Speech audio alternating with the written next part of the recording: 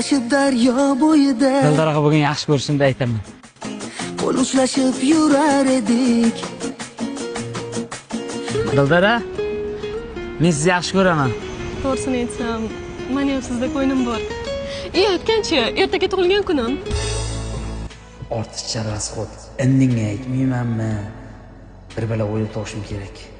O'tkir aka, nima haqida o'ylayapsiz? Nima? Nodir aka deysanmi? Ash Nodir bilan baxtli bo'l, tushundingmi? O'tkir aka dedimmi? Nodir deding. O'tkir aka Baxtli bo'l. dedim.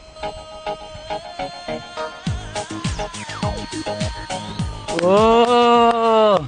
Nodir akang mana shumi? Ha, qizaloq? Taksi-ku bu O'tkir aka? Taksichi Nodir akang shu-da. Yo'q, oddiy taksi. Gap yo'q lekin. Yasha. Sog' bo'lasan. Bir baliq mana shu tug'ilgan kunni o'tkazib olsam, Voy, men buni olib bering. Bo'ldi olamiz. buni tug'ilgan kundan qutulish uchun bahana qilsam, rostdan ham Nodir aka topib olganmi? Ishonch do'konlarida tillani narxi yanada arzonlashgan. 1 gram tillani narxi 1 million 50 mingdan boshlanyapti. Voy, uncha yaxshi.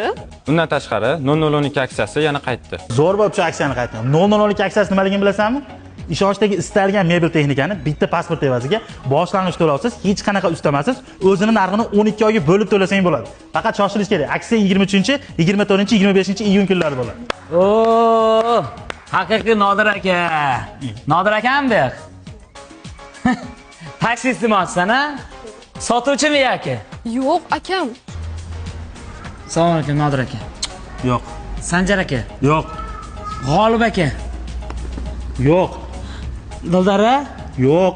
Yo'q, sizga emas, singizga aytyapman. Dildora akang deyishtir, qara.